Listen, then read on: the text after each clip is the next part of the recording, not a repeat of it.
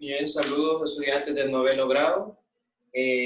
Comparto este pequeño tutorial acerca de los contenidos que se van a evaluar en el examen trimestral correspondiente al segundo trimestre.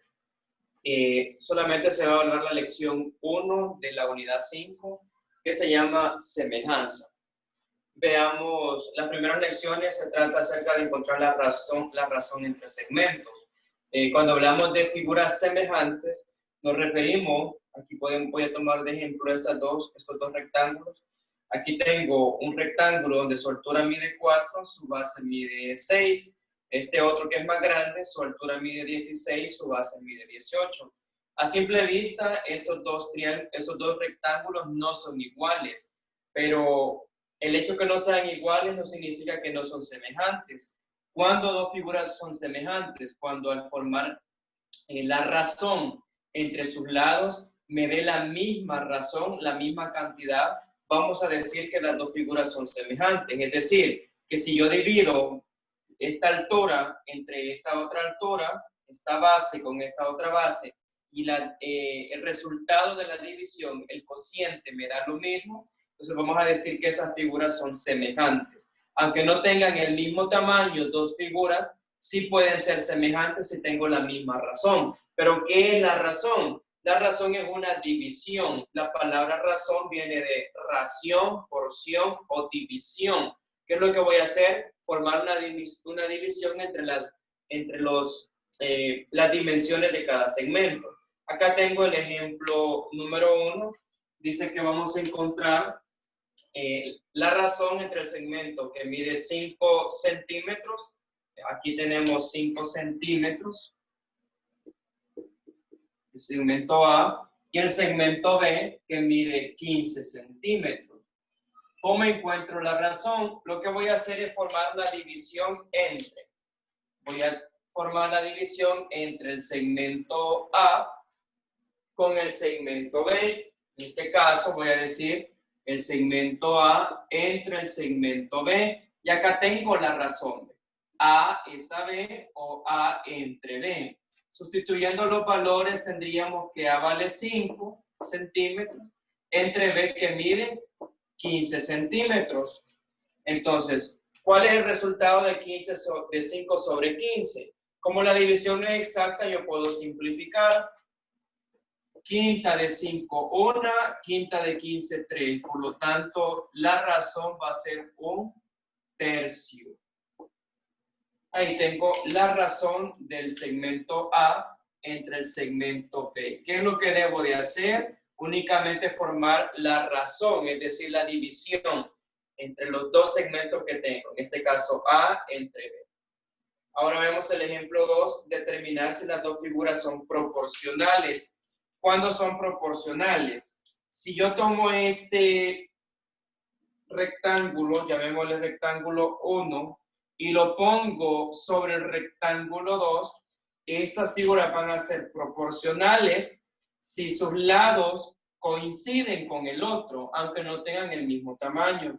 Pero yo voy a comprobar si estas dos figuras son proporcionales cuando la razón entre sus lados sea igual. Entonces veamos, aquí tengo dos valores. En el rectángulo 1 conozco que la altura vale 4 y la base vale 6. En el rectángulo 2 conozco que la altura vale 16 y la base vale 18. Formemos la razón entre sus lados semejantes. Altura con altura. En este caso sería 4 sobre 16. Simplifico. Cuarta de 16, 4. Esto es igual a 1/4. Miren, ya encontré la razón entre sus lados semejantes. En este caso es semejante la altura con la altura y la base con la base. Ahora voy con las bases. La base del rectángulo 1 es 6 sobre la base del rectángulo 2 que es 18. 4, 8, 12, 16, sí. Veamos. Simplificando tendríamos sexta 1, sexta 3. Esto es igual a 1/3. Entonces la razón de la figura número 2 Más bien, la razón entre las bases es un tercio. Si usted observa, no me dio la misma razón. Altura entre altura, 4 entre 16 igual a un cuarto. Base con base, 6 sobre 8 igual a un tercio. Como no me dio la misma razón, entonces vamos a decir que estas dos figuras no son congruentes. No son congruentes.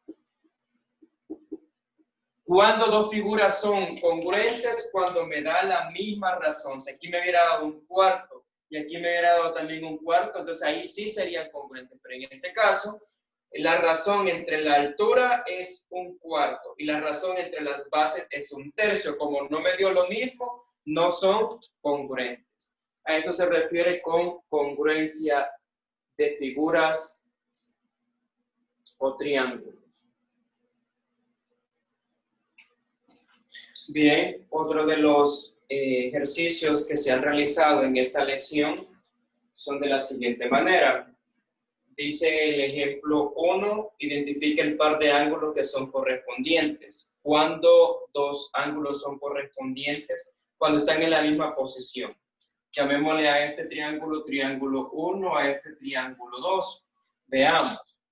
Este ángulo ¿a qué ángulo del triángulo 2 es correspondiente? Según su forma, ¿qué otro ángulo está en la misma posición? Miren, el ángulo A es correspondiente al ángulo E, porque están en la misma posición.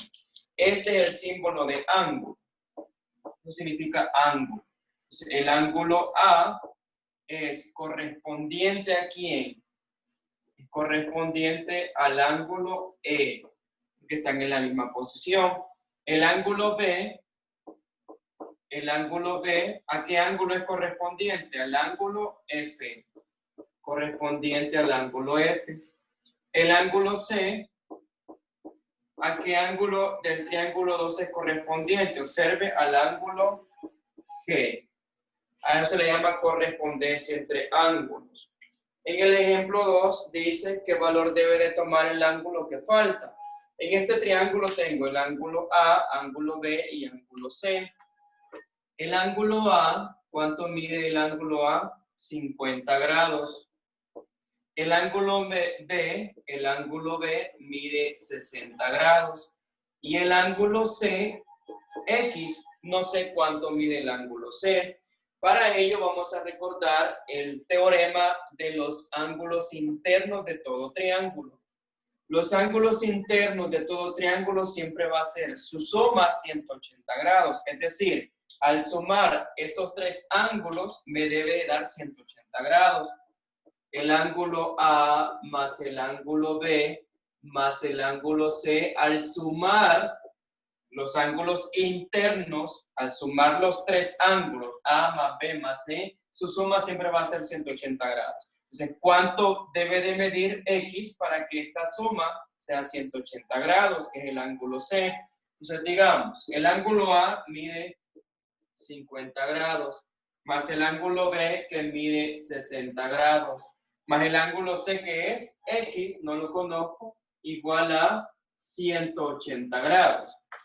Si usted observa, aquí lo que se ha formado es una ecuación lineal de primer grado. Basta con despejar X y voy a encontrar cuánto vale X. Entonces voy a decir que X va a ser igual a, al otro lado del signo igual ya tengo 180 grados. Estos dos los voy a pasar al otro lado para dejar solita la X. Como están positivos, los voy a pasar negativos. Y tengo que X va a ser igual a 180 menos 50, me queda 130. 130 menos 60, ahí podemos hacer rápidamente esa resta para poder determinar cuál es el valor de X. Si a 180 le resto 50 y le resto 60, nos da como resultado 70. Es decir, que el ángulo que hace falta mide 70 grados. ¿Cómo lo hemos encontrado? Con el teorema que dice que la suma de los ángulos internos de todo triángulo es igual a 180 grados. Por lo tanto, miren, el ángulo C es igual a 70 grados.